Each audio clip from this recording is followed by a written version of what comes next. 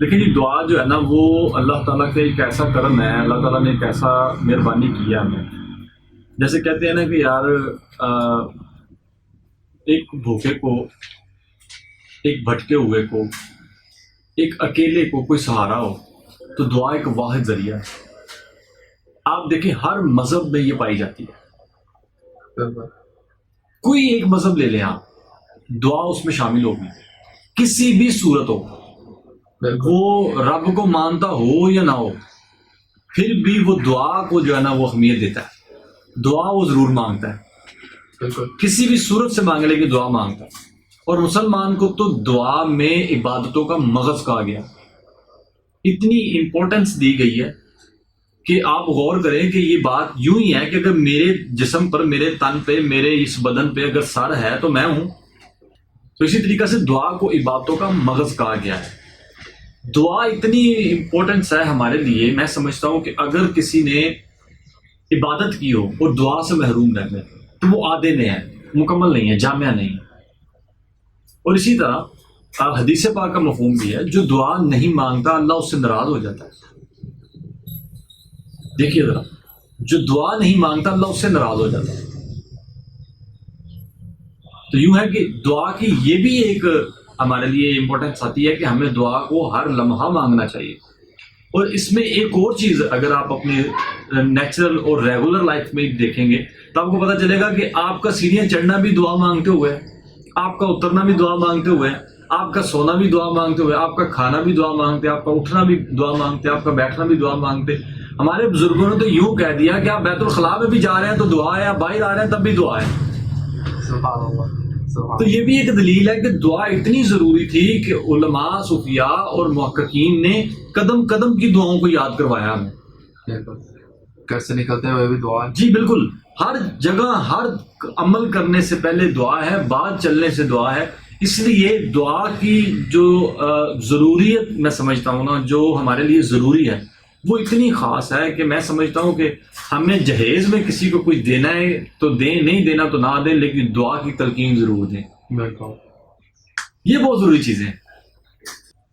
تو یہ تو ہو گیا کہ دعا ضروری ہے اور ہمیں مانگنی چاہیے اپنے عبادات کے بعد، اور چلتے پھرتے اٹھتے بیٹھتے دعا کو ساتھ رکھنا چاہیے، مانگنی چاہیے.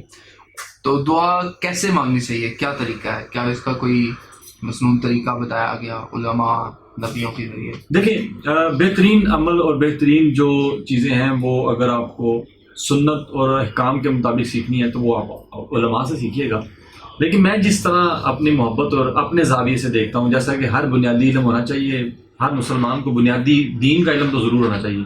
لیکن میں نے جب اس چیز کو ریڈ کیا تو دیکھیں، میں نے اب غور کرنا ہے کہ مجھے دعا کیسے مانگنی چاہیے. تو اس کیسے میں سے میں نے ایک چیز کو دیکھا کہ ایک حدیث پاک کا مفہوم ہے کہ رسول اللہ صلی اللہ علیہ وسلم، حضرت ابو ہریرہ فرماتے ہیں کہ جب دعا مانگتے تو آپ اپنے سینے کے برابر بھی ہاتھ رکھتے، اپنے منہ کے برابر بھی ہاتھ رکھتے، اور زیادہ تر آپ کے ہاتھ اتنے بلند ہوتے کہ آپ کی بغلوں کی سفیدی نظر آ جائے. سبحان اللہ. یہ بھی عمل ہمیں سیکھنا چاہیے. سب سے پہلے تو ہم دیکھیں دعا مانگنے کا طریقہ تو سیکھیں نا، اس کے بعد دیکھتے ہیں وہ کیا کرنا ہے. اب ہمیں ایک چیز کے لیے چلنا ہی نہ آئے تو مانگیں گے کیا؟ بالکل ہے نا. تو ہمیں اسی پہ زیادہ غور کرنا چاہیے کہ رسول اللہ صلی اللہ علیہ وسلم نے کس عمل کو بہتر یا جلدی یا زیادہ کیا ہے، اس عمل کو ہم نے زیادہ سے زیادہ اپنانا ہے. تو اس طرح بھی دعا مانگنی چاہیے کہ اپنے دونوں ہاتھوں کو آسمان کی طرف اس طرح بلند کرنا چاہیے کہ ہماری بغلوں کی سفیدی نظر آ سکے. کسی کو دکھانے کی ضرورت نہیں، لیکن یہ مثال دینے کی کوشش کر رہا ہوں کہ اتنے زیادہ بلند کرنے چاہیے ہم. تو یہ تو ہو گیا آپ کا دعا کا ایک طریقہ. اب مانگنا کیسے چاہیے؟ دیکھیں صوفیاء نے جو دعا مانگنے کا جو عمل ہم نے دیکھا ہے صوفیاء کا، علماء کا، اس میں یہ تھا کہ وہ ہر وقت گر گڑایا کرتے تھے، رکعت انگیزی رکھا کرتے تھے. وہ اللہ کے حضور اپنی جستجو، اپنی آرزو کو اس طرح رکھتے تھے کہ وہ صحیح عمل کر کے بھی اللہ تعالیٰ سے کہا کرتے تھے یا اللہ قبول فرما. تو دیکھیں یہ بھی ایک چیز ہمارے پاس آ گئی کہ دعا کو اس لیے مانگنا ہے کہ ہم اللہ کے محتاج ہیں. جو عمل کرے گا اللہ کرے گا. جیسا کہ قرآن مجید کا پہلا لفظ بسم اللہ کے بعد الحمدللہ رب العالمین، یعنی ساری تعریفیں اللہ کی ہیں. اب میں کچھ بھی عمل کروں، صحیح کروں، بہتر کروں، بہترین کروں، گڈ کروں، بیٹر کروں یا بہترین کروں، سب کے بعد بھی جواب یہی ہے کہ سب تعریفیں اللہ کی ہیں. اور جب سب تعریفیں اللہ کی ہیں تو میرا عمل اس چیز کا محتاج ہے کہ میں اللہ سے کہوں کہ یا اللہ یہ میرا عمل قبول فرما. بے شک ایسا ہی ہے نا جی. بالکل. تو اس لیے دعا اس لیے اس طرح بھی مانگنی چاہیے کہ ہمیں عمل کر کے بھی اپنے آپ کو عاجز رکھنا چاہیے, غرور اور مغرور نہیں کرنا چاہیے کہ جی میں نے تو نیکی کر لی. دیکھیں اللہ تعالیٰ قرآن مجید میں ایک طرح ہمیں ڈراتا بھی ہے کہ میں ان کے نمازیں اور روزے ان کے منہ پہ دے ماروں گا. وہ کون لوگ ہوں گے جن کی نمازیں بھی ہوں گی, روزے بھی ہوں گے, مگر اللہ تعالیٰ ان سے ناراض ہے؟ مجھے ایسے لگتا ہے کہ وہ لوگ ہوں گے جن کو اپنی عبادتوں پہ اپنے رب کی محتاجی سے زیادہ مان ہوگا کہ جی میں نے نماز پڑھ لی. یہ بھی ہمارے لیے ایک لمحہ فکر ہے. دعا کو جو ہم مانگنے کے لیے تیار کریں اپنے آپ کو, تو اس طرح کریں کہ جیسے مجھ سے بہتر یا مجھ سے بڑا محتاج ہی کوئی نہیں ہے اور میرے رب سے بڑا کریم ہی کوئی نہیں ہے. پھر ہمیں دعا مانگنے کا مزہ ہے. اور صوفیاء کا تو یہ عمل رہا ہے, ان کی تو آنکھوں کے نیچے نشان پڑ گئے رو رو کے.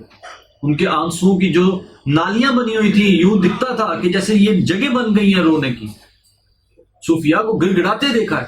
اور دیکھیں اب صوفیاء تو ایک اعلیٰ مقام رکھتے ہیں, علماء اعلیٰ مقام رکھتے ہیں. آئیے حضور صلی اللہ علیہ وسلم کو دیکھتے ہیں.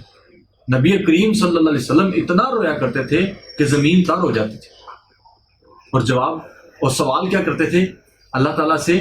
کیا دعا مانگا کرتے تھے؟ یا اللہ میری امت کو بخش. دیکھیں ذاتی طور پہ دعا نہیں مانگی انہوں نے, دعا مانگی بھی تو مجھ جیسے گناہ گاروں کے لیے, مجھ جیسوں کے لیے روئے وہ. اور وہ آنسو ہیں جن کی قیمتیں جنت سے زیادہ ہیں. بالکل. یہ وہ قیمتی آنسو ہیں. تو پھر بھی رسول اللہ نے ہمیں بتایا کہ میں بھی گڑ گڑا رہا ہوں تو تم بھی گڑ گڑایا کرو. تو میرا خیال ہے کہ دعا کو عاجزی سے محتاج ہو کر اور گڑ گڑا کر مانگنے سے مجھے لگتا ہے کہ یہ اللہ کی بارگاہ میں ذرا مقبول ترین ہے. پھر میں آپ دعا کی قبولیت میں کوئی عمل, کوئی دلیل یا کوئی ایسا طریقہ جو رسول اللہ نے کہا ہو کہ اگر یہ کر لو تو قبول ہو جائے گا؟ دیکھیں رسول اللہ صلی اللہ علیہ وسلم نے, اس پہ میں 2 حدیثوں کا مفہوم آپ کے سامنے رکھوں گا. نبی کریم صلی اللہ علیہ وسلم نے ارشاد فرمایا کہ اللہ تعالیٰ سے اس طرح مانگو کہ یقین کر لو کہ وہ دینے والا ہے. اور رسول اللہ صلی اللہ علیہ وسلم نے حدیث پاک کا مفہوم ہے کہ آپ نے فرمایا کہ اللہ تعالیٰ سے جب تم مانگتے ہو تو ہاتھوں کو بلند کر کے مانگو اور پھر جلدی نہ کرو. صحابہ نے کہا یا رسول اللہ صلی اللہ علیہ وسلم یہ دعا میں جلدی کیسے ہوتی ہے؟ تو رسول اللہ صلی اللہ علیہ وسلم نے ارشاد فرمایا جلدی سے مراد یہ ہے کہ تم کہو کہ یا اللہ میں نے تم سے مانگا اور تو نے عطا نہیں کیا. عام طور پر اس کو اگر میں ایک لفظ میں کہنا چاہوں تو یہ ہے کہ بے صبری نہ کرو. بے صبری. اگر تم نے اللہ کی بارگاہ میں اپنا مقدمہ رکھ دیا ہے تو وہ جو کرتا ہے وہ کسی کے لیے غلط نہیں ہوتا, یا وہ جو جانتا ہے ہم وہ نہیں جانتے. تو اس لیے میرا خیال ہے کہ ایک حدیث کا ہمارے سامنے تو یہ آ گئی کہ ہم جب دعا مانگیں تو پھر اس پہ مطمئن ہو جائیں کہ انشاءاللہ میرا رب جو بھی کرے گا بہتر کرے گا. اور جیسا کہ آپ نے کہا کہ کوئی ایسا ورد مل جائے یا کوئی ایسا عمل مل جائے کہ جس سے دعا کی قبولیت بڑھ جائے, تو رسول اللہ صلی اللہ علیہ وسلم کی دوسری حدیث پاک ہے, آپ نے فرمایا کہ اللہ بڑا حیا والا ہے, اللہ بڑا رحیم ہے. جب کوئی بندہ اس کی بارگاہ میں ہاتھ اٹھاتا ہے تو اللہ کو حیا آتی ہے کہ اس کے خالی ہاتھ واپس موڑ دے. تو اس لیے حدیث پاک ہے کہ آپ نے فرمایا تو پھر تم اس طرح کیا کرو کہ جب تم دعا مانگو تو 3 دفعہ یہ ضرور کہا کرو یا حیو لا الہ الا انت یا ارحم الراحمین, یا حیو لا الہ الا انت یا ارحم الراحمین. یہ 3 دفعہ جملہ پڑھنے سے حضور صلی اللہ علیہ وسلم نے شاہ فرمایا تم یہ کیا کرو, مطلب کہ تم یہ کرو گے تو اللہ تمہاری دعاؤں کو جلدی قبول فرمائے گا. اب یہاں پہ ایک سوال چھوٹا سا اٹھ سکتا ہے, جلدی اور آرام سے, یہ پڑھنے سے جلدی کیسے ہے نا؟ ہو سکتا ہے نا کہ جلدی کیسے, یہ پڑھنے سے جلدی کیوں؟ تو دیکھیے میری بات یاد رکھیے گا, اللہ رب العزت کو کن اور کن فیا کن کہنے میں کوئی مسئلہ ہی نہیں ہے, کوئی آر نہیں ہے, کوئی مشکل نہیں ہے. اللہ جب چاہے سورج کو مغرب سے نکال دے, اللہ جب چاہے نظام کو بدل دے, لیکن کچھ شدتوں سے زیادہ ہوتی ہیں. کچھ کی دعا اگر یہ ہے کہ یا اللہ مجھے یہ گاڑی عطا فرما, تو کسی کی یہ بھی تو دعا ہوگی کہ یہ گاڑی مجھے عطا فرما, اور اس کی شدت اس سے زیادہ ہو. یہ فیصلہ بھی تو اس نے ہی کرنا ہے نا, بادشاہ نے. تو اس بادشاہ نے جس کو عطا کرنا ہے ہو سکتا ہے اس کی شدت ہماری دعاؤں سے زیادہ ہو. تو لہٰذا ہمیں یہ عمل دیا گیا کہ تم نے جب دعا مانگنی ہے تو یقین رکھنا ہے. جب یقین رکھو گے ساتھ میں یہ دعا پڑھتے رہنا, یا حیو یا قیوم لا الہ الا انت یا ارحم الراحمین. اگر ہم یہ دعا مانگتے رہیں گے تو مجھے یقین ہے کہ انشاءاللہ العزیز ہماری دعا وہ والی ہو جائے گی جس میں اللہ کی مرضی شامل ہو. بے شک بے شک.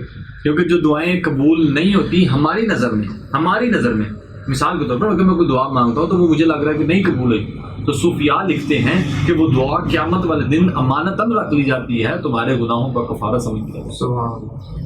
تو دیکھیں دعا ہر طرح ہی ہمیں فائدہ دے رہی ہے. بالکل. اور ایسے تو اگر اس طرح دیکھا جائے تو پھر تو یہ بھی خواہش آتی ہے کہ کاش کوئی بھی دعا قبول نہ ہو. یہ بڑی زبردست بات کی ہے آپ نے. دیکھیں ایک شخص ایسا ہوگا جس کی کوئی دعا ہی نہیں قبول ہوگی, اس کو دنیا میں بہت سارا رسوائی والا مسئلہ ہوا ہوگا, اتنی پریشانیاں اس کو ملی ہوں گی کہ وہ سب سے زیادہ ستایا ہوا ہوگا. یہ رسول اللہ صلی اللہ علیہ وسلم کی حدیث پاک کا مفہوم ہے. دنیا میں سب سے زیادہ ستایا ہوا ہوگا اور قیامت والے دن جب اللہ اسے اس کی ستائش, اس کی پریشانیاں, آزمائشوں اور دعائیں مانگنے کے باوجود اس کے حالات کو اللہ رب العزت نے آزمائش میں رکھا, اس کے بدلے میں جنت کا جو خطہ دے گا نا اس کو, وہ جب دیکھ کر آئے گا تو واپس آ کہے گا یا اللہ مجھے ایک دفعہ دوبارہ دنیا میں بھیجا جائے اور میری جو قبول ہوئی بھی تھی وہ بھی کبھی نہ قبول کر رہا. سبحان اللہ سبحان. تو دیکھیں یہ اللہ تعالیٰ کی کرم نوازیاں ہیں کہ جب وہ اپنی محبت اور اپنے رحم اور اپنے کرم کا جب کسی کو محور بنا لیتا ہے تو پھر اس کو دل کا اسیر کر دیتا ہے, دل کا سیر کر دیتا ہے, دل میں اس کو مطمئن کر دیتا ہے. اور دنیا میں سب سے بڑی جو امیریت ہے, سب سے بڑی دعا کی قبولیت ہے, وہ دل کا سکون میں آ جاتا ہے.